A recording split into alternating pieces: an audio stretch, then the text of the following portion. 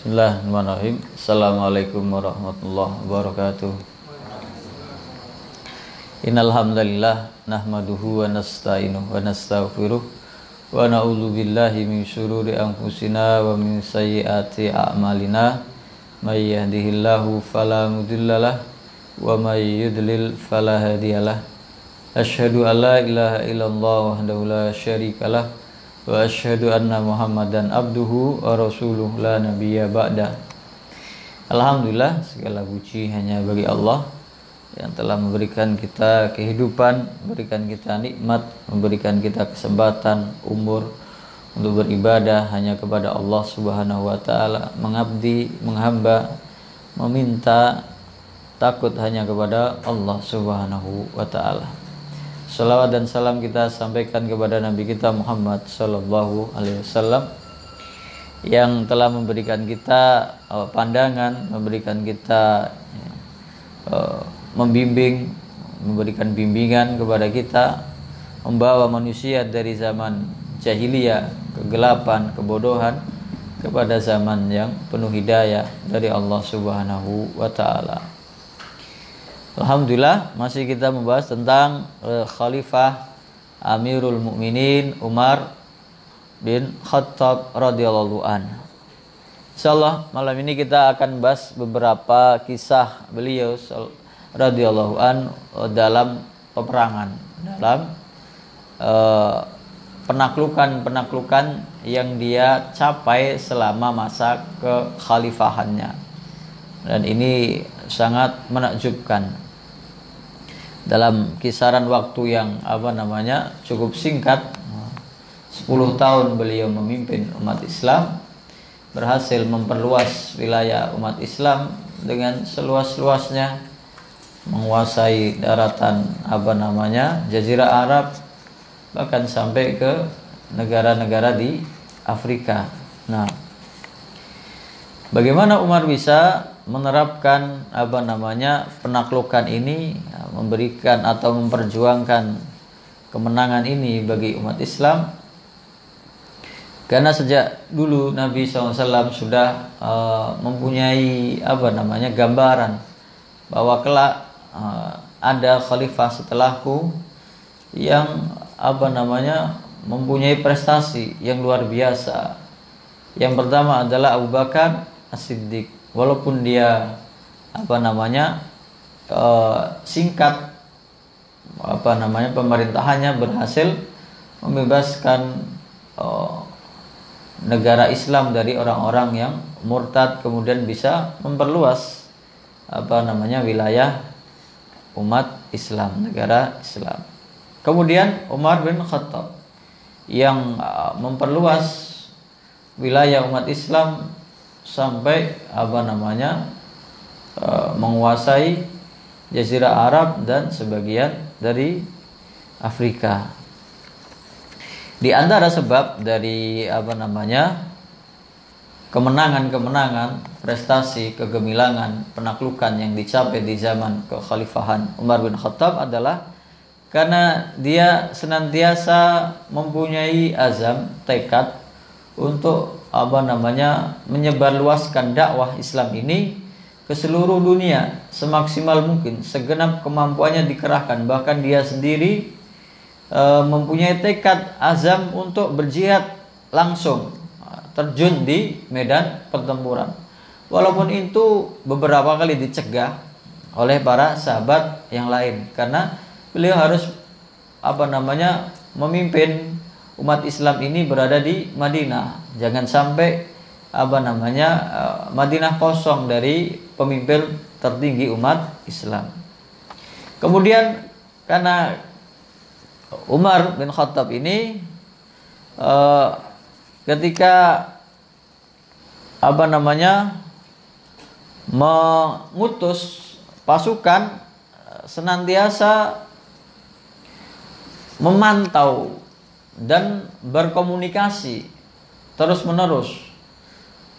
Dia minta setiap pasukan yang dia utus, yang dia kirim, selalu memberikan kabar yang terbaru untuk dia bisa membuat keputusan atau mengarahkan pasukannya walaupun dia berada di Madinah. Kemudian Umar bin Khattab masih mengikuti perintah dari Nabi SAW dan Abu Bakar As-Siddiq meneruskan perjuangan mereka dengan menjaga bahwasanya niat dari jihad fisabilillah ini hanya untuk menegakkan agama Allah, bukan untuk harta, kekuasaan, kedaulatan, tapi semata-mata menegakkan dakwah kalimat la ilaha illallah ini untuk menyebar ke seluruh penjuru dunia. Kemudian Umar ketika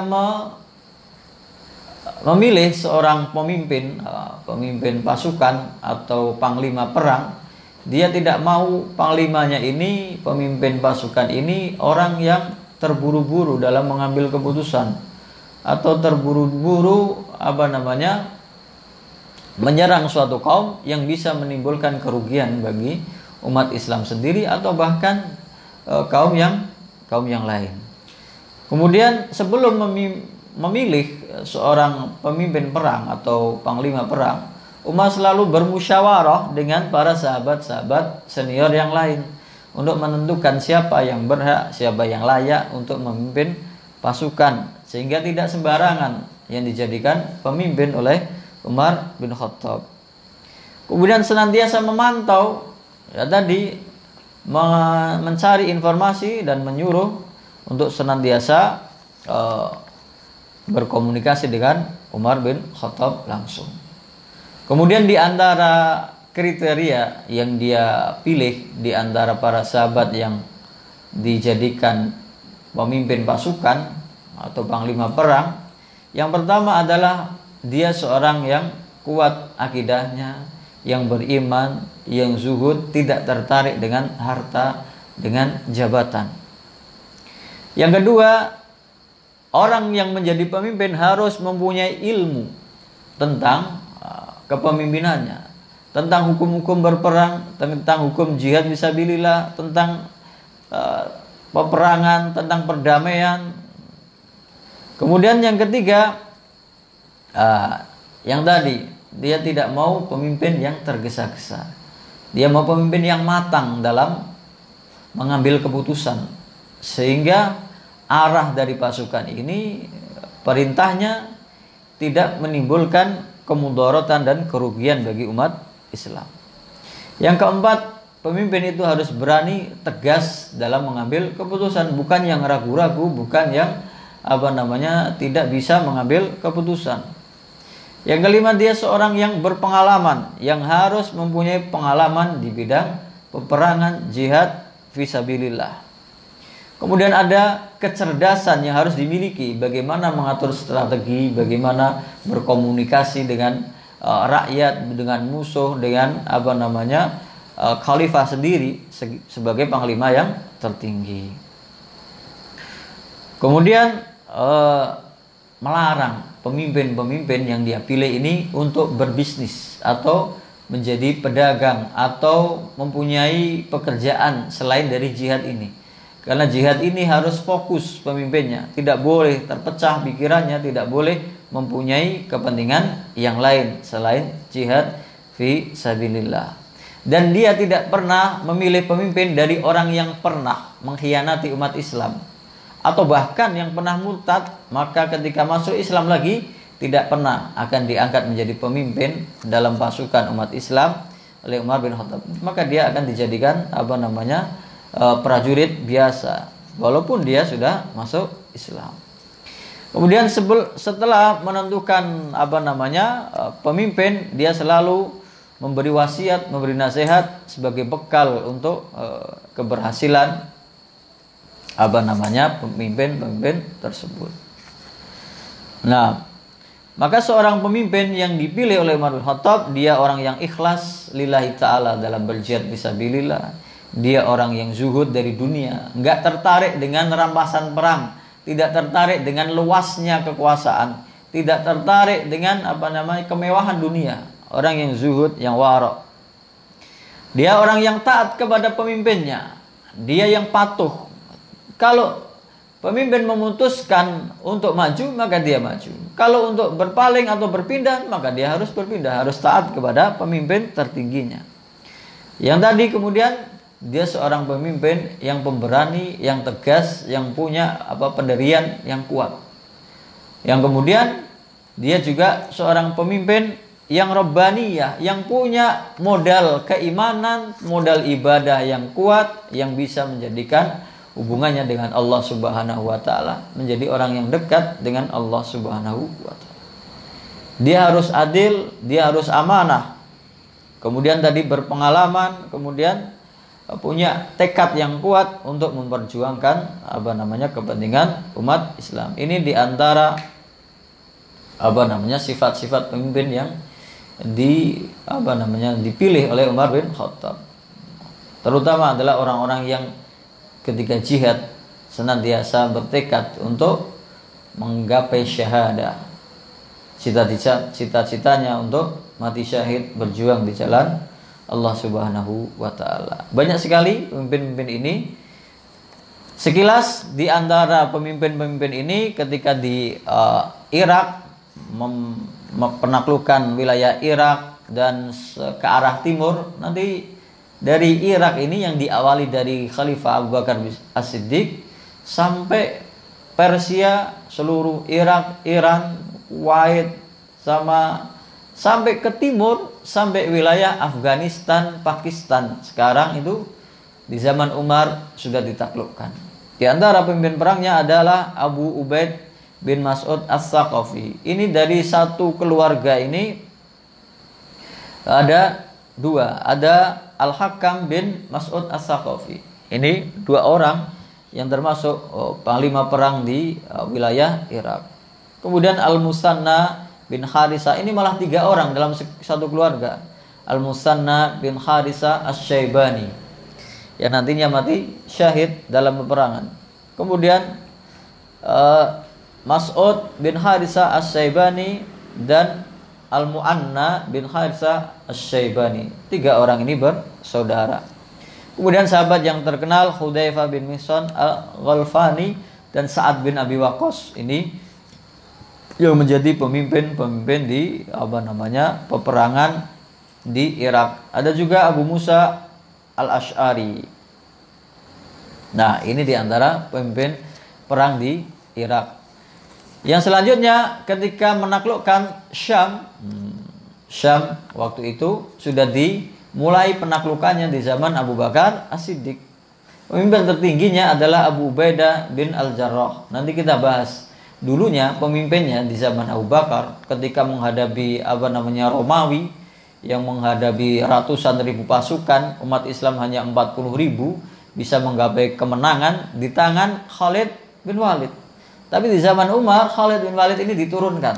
Pemimpin tertingginya Abu Ubaidah bin Al-Jarrah. Walaupun Khalid bin Walid ini diturunkan, masih masuk dalam pasukan perang tersebut. Dan beberapa idenya, strateginya dijalankan oleh Abu Ubaidah bin Al-Jarrah. Kemudian di situ ada Amr bin As yang nanti dari Syam ini merangsek sampai ke Mesir, sampai wilayah Afrika. Ada Muawiyah bin Abi Sufyan, ada Yazid bin Abi Sufyan. Nah, kemudian ketika penaklukan Mesir, ya disitulah Amr bin As, kemudian Az-Zubair bin Al-Awwam, Abu Ada bin As-Samit, Al-Miqdad bin Amr, Maslamah bin Khalid. Ada Abdullah bin Khulafa. Nah, ada Umar bin Wahab Al-Jumahi dan ada Ubah bin Amir Al-Juhani. Ini sepintas tentang para pemimpin perang di zamannya Umar bin Khattab. Maka kita akan bahas satu persatu peperangan yang dilakukan di zaman Umar bin Khattab. Yang pertama adalah yang kita bahas di Irak. Sudah kita bahas di zaman Abu Bakar As-Siddiq. Penaklukan Irak itu sudah diawali di zaman Abu Bakar As-Siddiq. Kemudian bisa menaklukkan beberapa wilayah, bahkan tembus antara utara sampai selatannya, tetapi belum menyeluruh. Di situ dua pemimpin tertingginya adalah Al-Musanna bin Harisa Asy-Syaibani, kemudian Khalid bin Walid. Ketika terjadi pertempuran di Syam, ketika melawan orang-orang Romawi, tentara Romawi, maka Khalid bin Walid diperbantukan kepada Abu Ubaidah bin Al-Jarrah ke Syam. Maka yang tinggal sebagai wali di Irak adalah Al-Musanna bin Harithah Asy-Syaibani. Nah, inilah nanti dibantu oleh pasukan dari Madinah untuk memerangi Persia dan sekitarnya. Maka peperangan yang pertama ini peperangan yang diawali di sini ini di tahun ke-13 Hijriah. Umar sendiri diangkat menjadi khalifah tahun 13 Hijriah di bulan Jumadil Akhirah. Peperangan ini sudah dimulai, peperangan di Irak ini dilanjutkan oleh Umar bin Khattab mulai dari bulan Sya'ban. Bahkan gerakan atau pergerakan pasukan Islam ini seakan-akan setiap 5 hari atau bahkan seminggu itu merangsek menuju wilayah yang baru untuk ditaklukkan. Pertama adalah di 8 Sya'ban tahun 13 Hijriah. Nah, ini Abu Ubaid yang menjadi pemimpinnya, pemimpin pasukan muslimin bersama Al-Musanna bin Harithah yang sudah menjadi pemimpin wali di Irak. Maka pemimpin utamanya adalah Abu Ubaid yang diangkat oleh Umar bin Khattab bersama 10.000 pasukan. 9.000 yang sudah berada di Irak ditambah 1.000 pasukan yang tambahan dari Madinah. Maka di tanggal 8 Sya'ban ini mereka berhasil menaklukkan wilayah An-Namarik. Ini di wilayah dekat dengan Kufah. Kufah ini sampai sekarang namanya Kufah di daerah Irak, Persia. Menang di situ, merangsek lagi ke arah As-Saqatiyah. Ini 12 Sya'ban. Ini maju lagi tentara umat Islam setelah menaklukkan di An-Namarik, maka lanjut ke Saqatiyah. Lanjut di situ peperangan berhasil dimenangkan umat Islam, menguasai wilayah tersebut. Lanjut lagi. Jadi seakan setiap 5 hari. Tanggal 12 Sya'ban, ini sekarang 17 Sya'ban, lanjut lagi ke arah Bakusyatha. Ini di arah Baghdad, sama di negeri Irak. Nah, di sini terjadi pertempuran yang luar biasa dan lagi-lagi umat Islam memenangkan pertempuran sampai di sini. Nah, kemudian peperangan terbesarnya adalah di 23 Sya'ban tahun 13 Hijriah, yaitu di Waqatil Jisr. Pertempuran ini terjadi di antara dua sungai. Di antara dua sungai. Tentara Persia berada di sisi timur dari Sungai Efrat. Sungai Efrat itu kan sungai yang membelah kota Irak. Sungai besar. Dia di sisi timur adalah yang dikuasai oleh Persia. Sisi barat ini Abu Ubaid bersama tentaranya dan Al-Musanna, tentara umat Islam. Nah, disinilah terjadi mungkin dari sekian peperangan di Irak, inilah yang bisa dikatakan kekalahan umat Islam hanya sekali di sini. Kenapa bisa kalah? Karena lagi-lagi terburu-buru dalam mengambil keputusan. Jadi peperangan itu dibatasi oleh sungai. Di sungai ada jembatan yang menghalangi keduanya atau jadi jalan tembusnya. Maka orang Persia mengeluarkan taktik karena mereka di lingkungannya sendiri tahu medan perangnya. Mereka menawarkan kepada umat Islam, kalian yang mau maju nyebrang ke sini melewati jembatan, atau kami yang akan menyerang kalian merangsek melewati jembatan. Nah, disinilah Al-Musanna bin Haritsah ini terburu-buru dalam mengambil keputusan. Dia mengerahkan pasukan karena kemarin sudah 3 kali pertempuran itu menang terus, seakan-akan bahwa dia pasti akan mengalahkan orang-orang Persia. Maka dia mengambil keputusan tentara umat Islam yang menyeberang melewati jembatan menggempur pasukan Persia di sisi timur dari sungai Efrat ini. Tapi ternyata pasukan dari Persia itu kalau zaman dahulu menggunakan di antara pemimpin-pemimpinnya mengendarai gajah. Panglima-panglimanya atau pasukan terpilihnya mengendarai gajah. Ini kan gajah susah dikalahkan karena besar, kuat. Yang lain hanya kuda bahkan jalan kaki. Nah, terjadilah pertempuran yang dahsyat di situ sampai pemimpinnya Al-Musanna bin Haritsah ini terbunuh karena dia melawan atau ingin menaklukkan salah satu tentara yang mengendarai gajah ini. Dia melukai gajah tersebut, gajahnya mengamuk balas, maka dia diinjak-injak oleh gajah tersebut, mati syahid di peperangan Jisr di sungai Efrat. Kemudian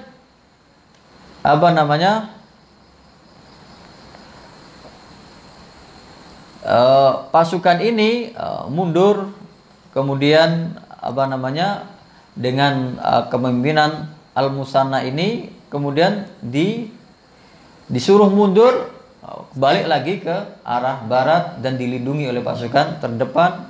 Dan di sini berarti yang terbunuh bukan Musanna bin Haritsah tapi Abu Ubaid yang terburu-buru menyerang pasukan Persia.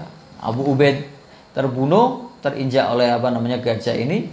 Maka Al-Musanna bin Haritsah yang menyelamatkan sisa-sisa pasukan disuruh mundur dan berbalik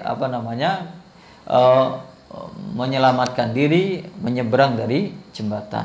Nah, ini peperangan pertama dari umat Islam yang agak mendapatkan kekalahan. Di sini terbunuh di pasukan Persia itu sampai 6.000 pasukan. Sedangkan orang umat Islam 4.000 pasukan yang mati syahid, terbunuh dan terjatuh ke sungai, tenggelam. Kemudian yang 2.000 lagi tercerai-berai, lari. Kemudian yang 3.000 berhasil diselamatkan oleh sisa-sisa pasukan umat Islam.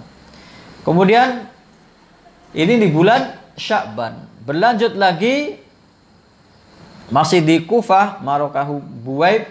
Di sini Al-Musanna mempunyai strategi yang lain, kemudian bisa menyerbu pasukan Persia dengan tambahan pasukan dari Madinah dengan 8.000 pasukan melawan 12.000 pasukan Persia. Sama yang di sini umat Islam itu giliran yang ada di tepi timur dari sungai Efrat, sedangkan orang Persia berada di tepi barat. Sekarang gantian, umat Islam menawarkan orang Persia, tentara Persia, kamu yang mau nyebrang ke sini lewat jembatan atau kami yang menyerbu kalian. Nah, mereka sekarang giliran yang menyerbu umat Islam menyeberang melewati jembatan. Karena sudah berpengalaman di kekalahan sebelumnya, maka disinilah terjadi pertempuran yang dahsyat dan umat Islam menggapai kemenangan di sini dan berhasil menambah wilayah umat Islam.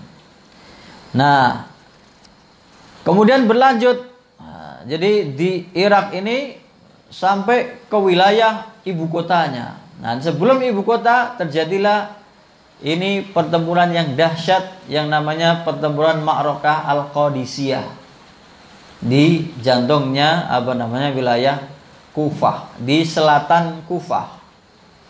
Nah, Qadisiyah ini sangat fenomenal karena dia berlangsung 4 hari 3 malam di bulan Sya'ban dari tanggal 13 sampai 16 Sya'ban tahunnya tahun 15 Hijriah.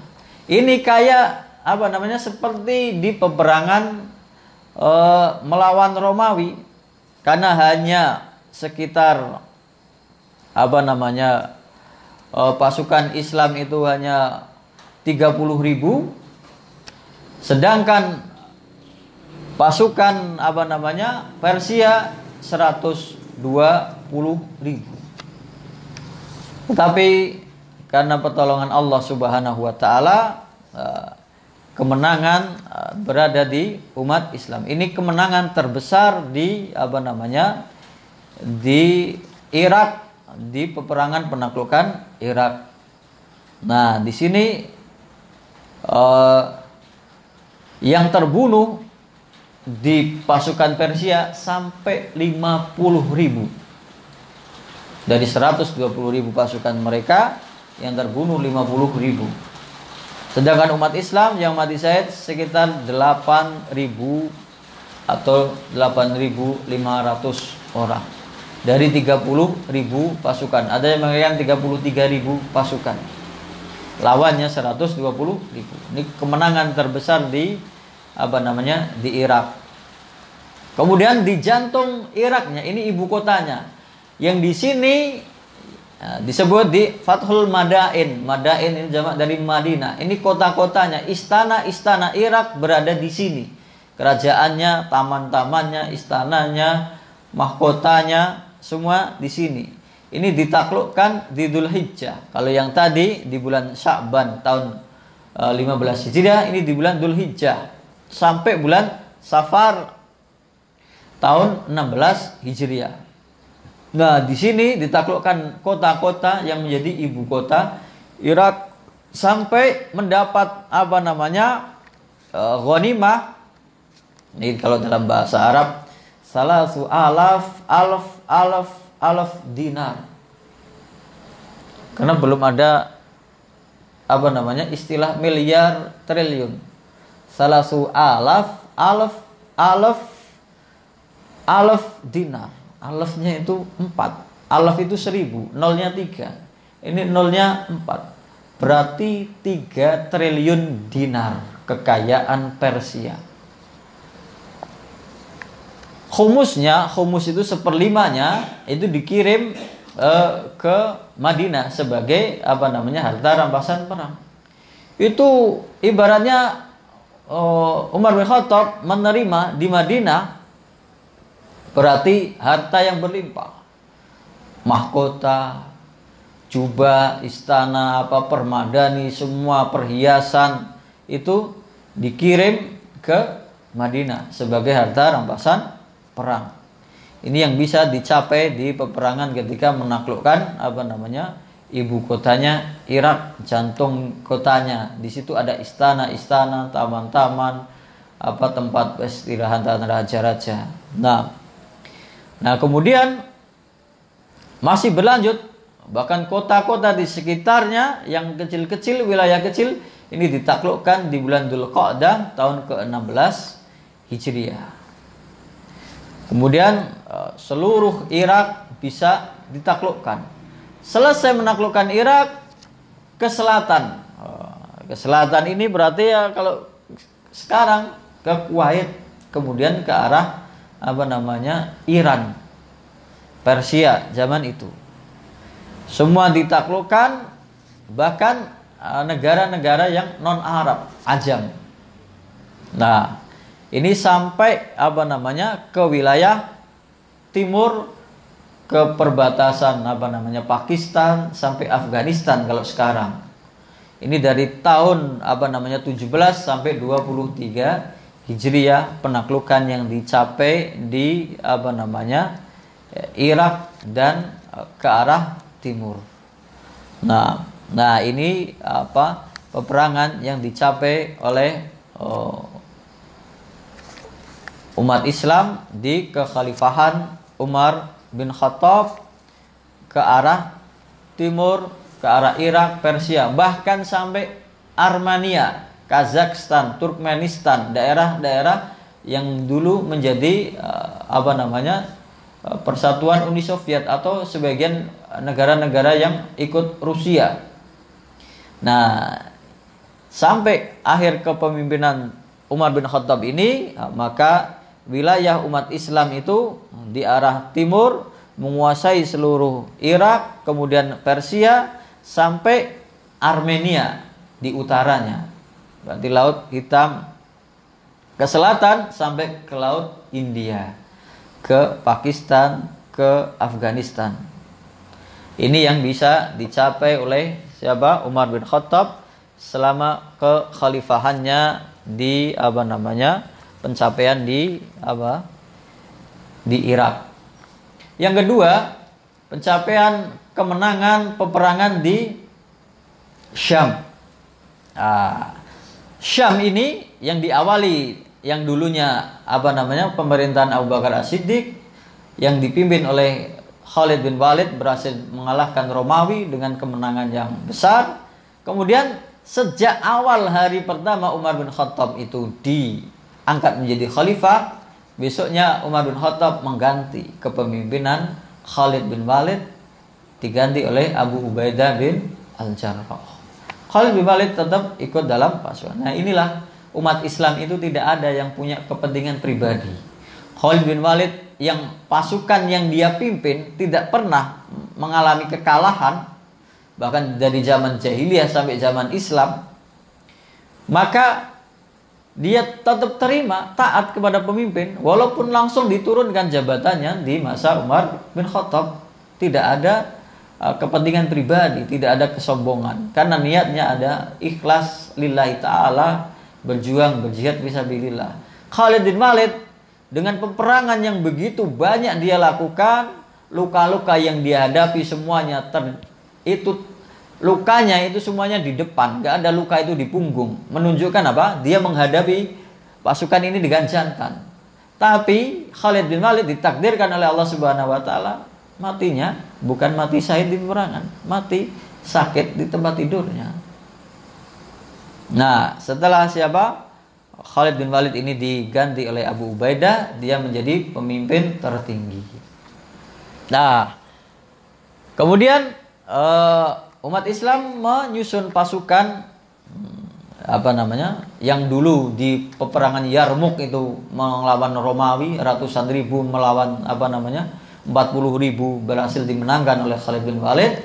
Kemudian ini mulai menyerang wilayah Syam keseluruhan.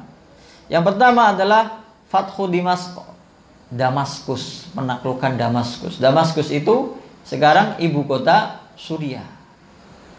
Penaklukan Damaskus ini pasukan itu dibagi menjadi beberapa kelompok.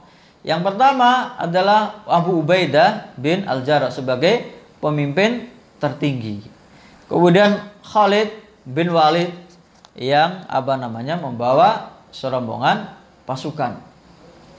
Ini kemudian ada Yazid bin Abi Sufyan dipimpin memimpin pasukan juga. Nah, dari 3 pintu yang dari timur itu Khalid bin Walid, kemudian Abu Ubaidah itu memimpin pasukan di pintu gerbang utamanya, kemudian Yazid bin Abi Sufyan di Al-Jabiyah As-Saghir jadi pasukan 3 rombongan ini mengepung kota Damaskus yang berupa benteng. Dan ini sampai 7 bulan tidak tembus. Kekuatan yang dimiliki karena mereka negara yang kaya. Bertahan di benteng, semua persediaan ada. Ini pengepungan sampai 7 bulan tidak bisa tembus.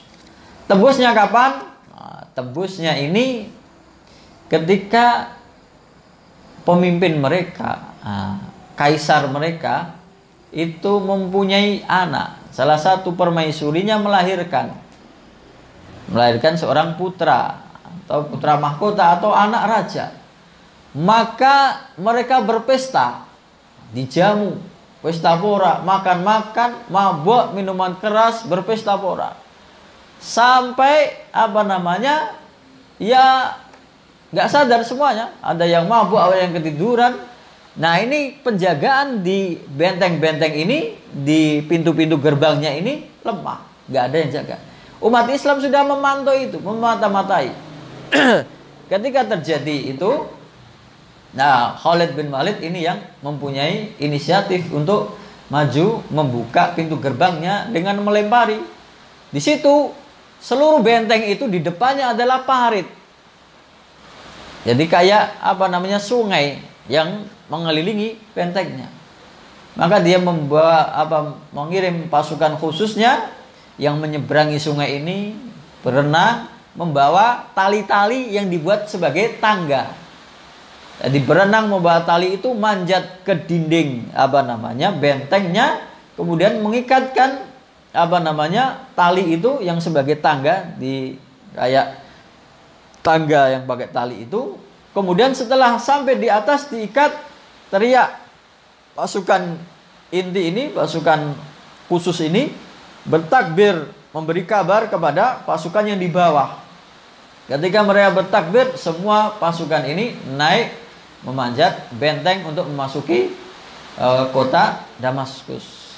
Sedangkan Khalid bin Walid yang memimpin pasukan khusus ini masuk. Setelah masuk, dia yang membawa tangga ini, tali ini, lalu membuka pintu gerbangnya, maka masuklah seluruh pasukan yang dia pimpin oleh Khalid bin Walid. Maka Damaskus bisa ditaklukkan dari sisi pintunya Khalid bin Walid. Yang dua, mereka karena satu ini saja sudah kalah, mereka dalam kondisi yang kacau balau. Yang dua ini dibuka dengan sukarela. Mereka tunduk, intinya menyerah dengan berdamai. Mereka mau membayar jizyah. Karena pasukan Islam itu ketika menyerang suatu tempat ditawarkan 3. Kalian mau masuk Islam, hak kalian, hak hidup, nyawa kalian, harta kalian dihormati, dijaga, tidak diapa-apakan, merdeka. Atau yang kedua, kalian tetap dalam agama kalian tapi membayar jizyah. Kalau tidak, maka diperangi, ditaklukkan. Nah, satu pintu gerbang ditaklukkan oleh Khalid bin Walid dengan peperangan, yang dua lainnya takluk karena menyerahkan diri. Nah, kemudian lanjut ke beberapa kota yang ada di Syam. Yang pertama Damaskus di kota besarnya, kemudian kota-kota kecilnya. Kota kecil itu seperti Himso, kemudian Hama, Halab. Kalau zaman sekarang Himso itu masih namanya Himso. Halab itu Aleppo yang ada di Suriah, yang hancur karena perang sekarang bersaudara. Aleppo, Halab. Nah, semuanya ketika pasukan ini berhasil merangsek menguasai wilayah Syam, maka satu persatu wilayah di di Syam ini ditaklukkan. Bahkan tidak hanya di situ. Kemudian kita akan membahas penaklukan Palestina di zamannya Umar bin Khattab. Setelah selesai wilayah ini Syam itu 4 negara. Yang pertama tadi Damaskus itu, Halab, Aleppo, kemudian Himso itu di Suriah. Setelah Suriah takluk, ini menuju Palestina. Syam itu menjadi 4 negara, yaitu Suriah, Palestina, Yordania, dan Lebanon. Semuanya ditaklukkan di zaman kekhalifahan Umar bin Khattab radhiyallahu anhu. Nah, di peperangan Palestina ini Abu Ubaidah menuju memerangi, berangkat dari Suriah ini, kemudian berangkat bersama Amr bin As, kemudian menaklukkan Palestina yang waktu itu dikuasai oleh Romawi dan orang-orang Yahudi. Kemudian setelah di sini Penaklukan Palestina itu setelah menaklukkan Damaskus, jadi mayoritas penaklukan di negeri Syam yang 4 negara itu, Suriah, Palestina, Lebanon, kemudian Yordania, setelah penaklukan di Damaskus itu semuanya dengan menyerahkan diri. Awalnya dikepung, kemudian ditawari 3 tadi mau masuk Islam, membayar jizyah atau diperangi. Maka mereka memilih untuk menyerahkan diri dan takluk di bawah kepemimpinan umat Islam. Inilah yang terjadi di penaklukan wilayah Syam, Palestina. Nah, ajibnya atau istimewanya penaklukan Palestina ini yaitu ketika menaklukkan Palestina dengan Baitul Maqdis di dalamnya, Masjidil Aqsa di dalamnya. Setelah dikepung beberapa bulan, itu mereka ditawarkan 3 ini masih meminta ditunda, meminta tenggat waktu. Lalu mereka mau menyerahkan diri dengan syarat yang datang ke Baitul Maqdis, Masjidil Aqsa adalah pemimpin tertinggi umat Islam, yaitu Khalifah Amirul Mukminin Umar bin Khattab. Umar bin Khattab disurati oleh Abu Ubaidah bin Al-Jarrah untuk datang ke Palestina untuk menerima penyerahan diri orang-orang Palestina. Maka Umar bin Khattab mengendarai unta dari Madinah, ditunggu agak lama sampai di Palestina dan menerima penaklukan dari Baitul Maqdis. Dia datang di situ di Masjidil Aqsa, kemudian sholat di situ, sholat tahiyatul masjid. Besoknya, keesokan harinya, dia melaksanakan sholat subuh pertama yang dilakukan umat Islam di Baitul Maqdis, diimami oleh Umar bin Khattab radhiyallahu an. Dibacakan surah Shad di rakaat pertama, dibacakan surah Al-Isra di rakaat kedua. Kemudian tanah ini, wilayah ini dikuasai umat Islam, wilayah Syam, meliputi 4 negara. Romawi mundur, lari ke Mesir, lari ke Turki dari wilayah Syam atau Suriah. Nah, inilah umat Islam berhasil menambah kekuasaannya yang tadi di wilayah timur sampai Irak seluruhnya, Iran, Armenia di bagian utara, sampai timur bagian Pakistan dan Afghanistan kalau zaman sekarang. Sekarang bagian utara, yang utaranya Madinah, seluruh Syam, 4 negara yang zaman sekarang itu, Suriah, Lebanon, Yordania, Palestina, ditaklukkan di zaman Khalifahan Umar bin Khattab radhiyallahu anhu. Nah, mungkin ini kita jeda untuk adzan sudah masuk. Nah, habis itu kita lanjutkan sebentar tentang penaklukan Mesir yang dipimpin oleh Amr bin As radhiyallahu anhu di zaman Khalifah Umar bin Khattab. Alhamdulillah, kita lanjutkan. Tadi 2 penaklukan besar di zaman Umar bin Khattab, bagian timur Irak, ke utara sampai Armenia, sampai Afghanistan, sampai Pakistan. Kemudian di Syam, seluruh wilayah Syam ditaklukkan, Suriah, Damaskus tadi, Lebanon, Yordania, Palestina. Penaklukan Baitul Maqdis. Bahkan Umar bin Khattab yang masuk sendiri menerima penaklukan Masjidil Aqsa dan Baitul Maqdis. Kemudian setelah selesai menaklukkan Syam, Umar bin Khattab memerintahkan kepada Amr bin As untuk berangkat mengawali penaklukan ke Mesir. Jadi ahli sejarah ada beberapa pendapat tentang tahun penaklukannya. Ada yang mengatakan tahun 20 Hijriah, ada yang mengatakan sebelum itu, ada yang mengatakan 21.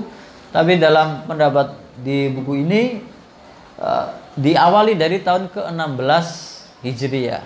Jadi selesai ada penaklukan dari Syam, maka pasukan umat Islam dipimpin oleh Amr bin As diperintahkan oleh Umar bin Khattab untuk melanjutkan dari penaklukan Baitul Maqdis itu lanjut ke Syam, ke Mesir untuk menaklukkan Mesir. Maka Amr bin As memimpin pasukan. Yang pertama adalah sekitar 40.000 pasukan dari Syam berangkat ke Mesir. Sebetulnya penaklukan Mesir ini dulu pernah diprediksi atau dijanjikan oleh Nabi Sallallahu Alaihi Wasallam.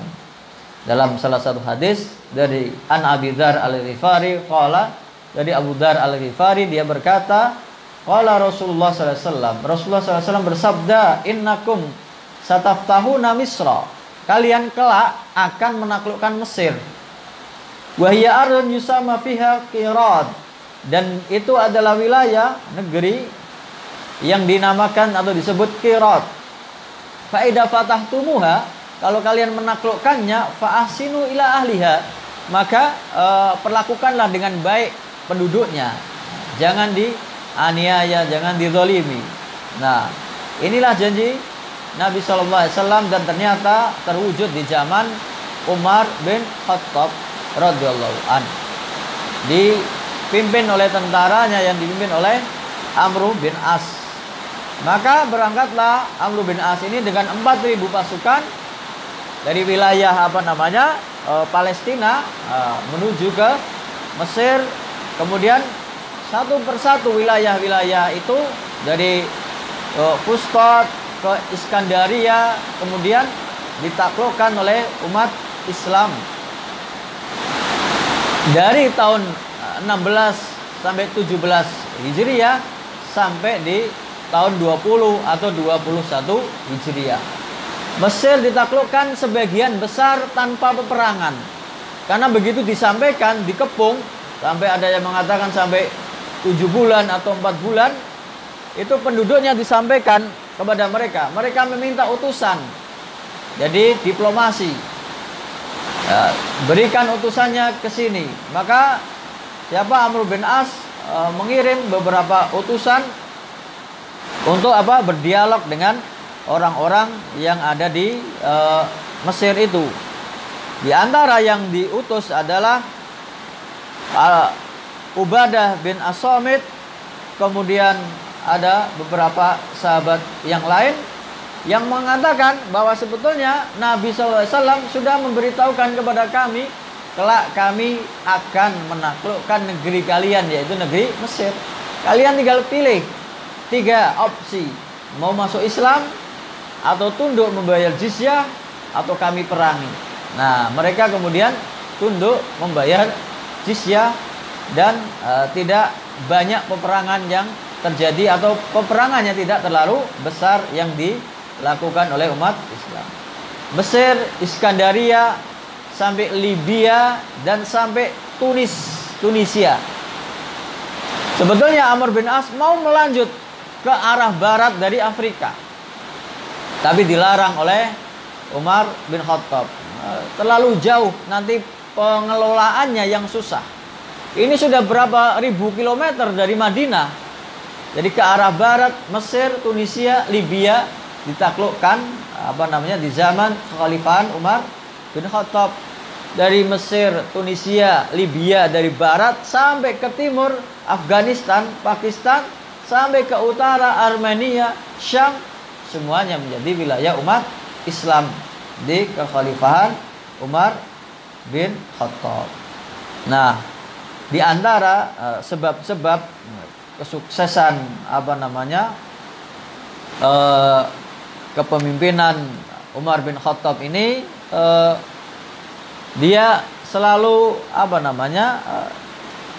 selektif dalam memimpin memilih pemimpin, baik itu pemimpin wilayah atau pemimpin perang. Tidak sembarangan. Kemudian Umar bin Khattab selalu bermusyawarah dalam menentukan pemimpin, dalam menentukan peperangan atau perdamaian dengan para sahabat yang lain. Kemudian sebelum menentukan pemimpin wilayah, gubernur atau wali Madinah, dia selalu mengujinya.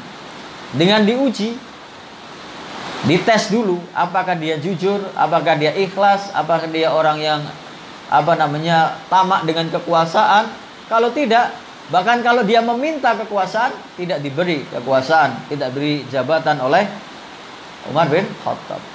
Yang dipimpin, yang dipilih adalah orang yang kuat, orang yang amanah, yang tegas dalam memimpin.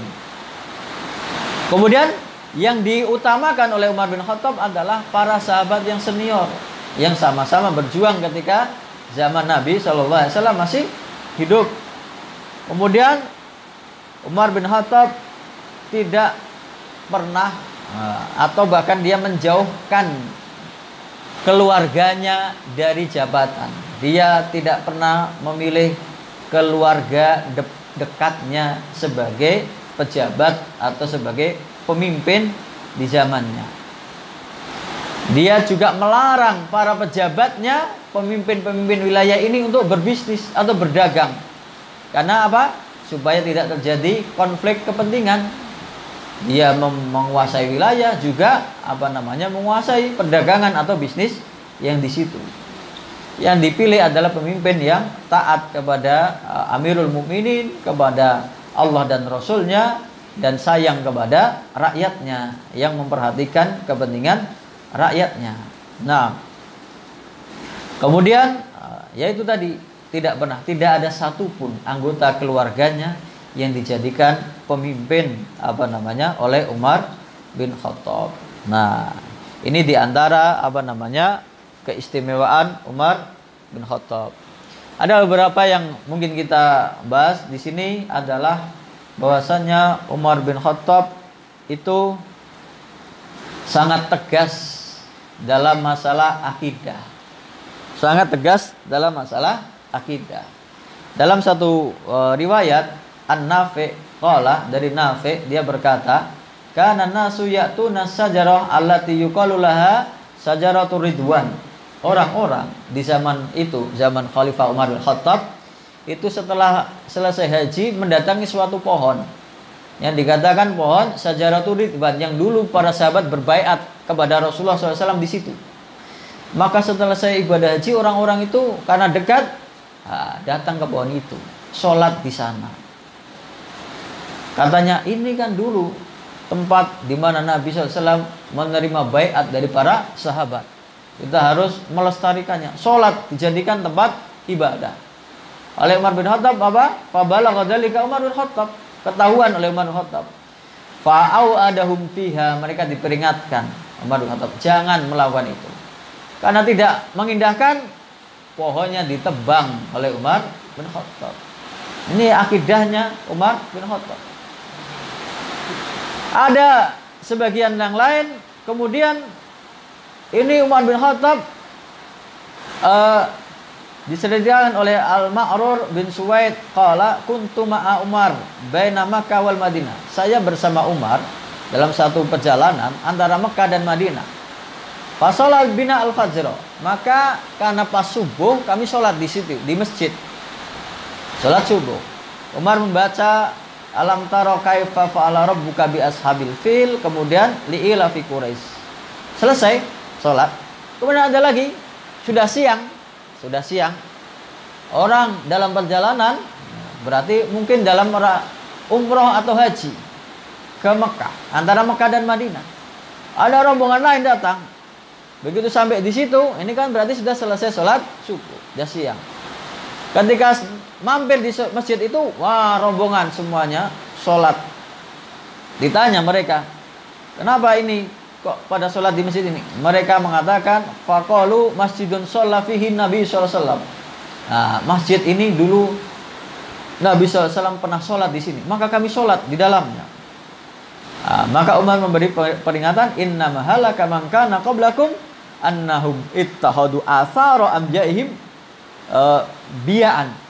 Sesungguhnya celakanya orang-orang sebelum kalian adalah membuat atau menjadikan tempat-tempat peninggalan nabi-nabi mereka sebagai tempat suci. Gak ada keistimewaannya, walaupun Nabi pernah sholat di situ. Maka Umar mengatakan, man marra bi syai'in minal masajid fa hadaratis shalah falyusalli. Kalau kita melewati suatu masjid pas waktu sholat, silahkan sholat. Wa illa falyamdi. Kalau tidak di waktu sholat, ya sudah, lewati saja. Kecuali sholat tahiyatul masjid di situ. Kalau sholat hanya karena ini pernah dulu ada peristiwa ini, peristiwa itu, maka siapa? Umar bin Khattab tidak menganjurkan, bahkan melarang. Kemudian Umar bin Khattab selalu memperhatikan rakyatnya. Dia sebagai khalifah, sebagai imam, memimpin sholat, mengimami sholat 5 waktu.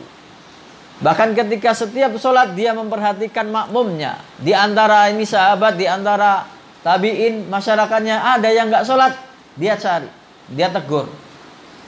Dan Abi Bakrin bin Sulaiman bin Abi Hasmah, dari Abi Bakrin bin Sulaiman bin Abi Hasmah, anak Umar bin Khattab faqada Sulaiman bin Abi Hasmah.